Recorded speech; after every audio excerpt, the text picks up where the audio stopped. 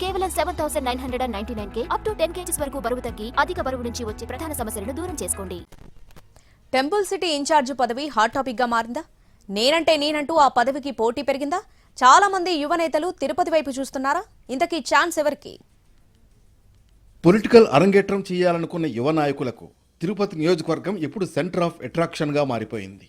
వీవీఐపీలు నిరంతరం వచ్చే ప్రాంతం కావడంతో ఇక్కడ స్థానిక ప్రజాప్రతినిధితో పాటు పార్టీ ఇన్ఛార్జీలకు సైతం అదే ప్రాధాన్యత ఉంటుంది. 2024 ఎన్నికల్లో టీడీపీ తన మిత్రపక్షానికి ఈ స్థానం కేటాయించడంతో టీడీపీ ఇన్ఛార్జ్కు ప్రాధాన్యత పెరిగింది. వయోభారం వల్ల మాజీ ఎమ్మెల్యే సుగుణమ్మ చురుగ్గా పాల్గొనలేకపోతున్నారు. దీంతో రాష్ట్ర స్థాయి కార్పొరేషన్ పదవుల్లో సుగుణమ్మకు గ్రీనరీ అండ్ బ్యూటిఫికేషన్ చైర్మన్ ఇచ్చి పక్కన పెట్టారు. వచ్చే మేయర్ ఎన్నికలలో ఆమె మనవరాలకి ప్రాధాన్యత ఇస్తామని హామీ తీసుకున్నారని ప్రచారం జరుగుతోంది. ఇక సీనియర్ నేత నరసింహ యాదవ్ ఇప్పటికే యాదవ్ కార్పొరేషన్ చైర్మన్ గా ఉన్నారు. దీంతో మిగిలిన సీనియర్లతో పాటు యువ నాయకులు కూడా ఇన్ఛార్జ్ పదవి కోసం టీడీపీ నుంచి పోటీ పడుతున్నారు.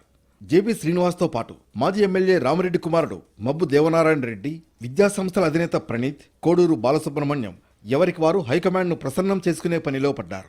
తాజాగా జరుగుతున్న పరిణామాల నేపథ్యంలో మహానాడుకు ముందే ఇన్ఛార్జిని ప్రకటిస్తారని చెప్పుకుంటున్నారు. ఈ ప్రచారం సాగుతున్న సమయంలోనే స్థానిక టీడీపీ యువత ఏకంగా ఇన్ఛార్జ్ కోసం సోషల్ మీడియాలో సర్వే చేపట్టి లెక్కలు వేస్తోంది. ఓవరాల్గా చూస్తే తాజా పరిస్థితుల్లో విపక్షానికి దీటుగా తిరుపతిలో పార్టీని గాడిన పెట్టగలిగే దమ్మున్న నేత ఇన్ఛార్జ్గా రావాలని కేడర్ కోరుకుంటోంది. మరి హైకమాండ్ ఎలాంటి నిర్ణయం తీసుకుంటుందన్నది చూడాలి.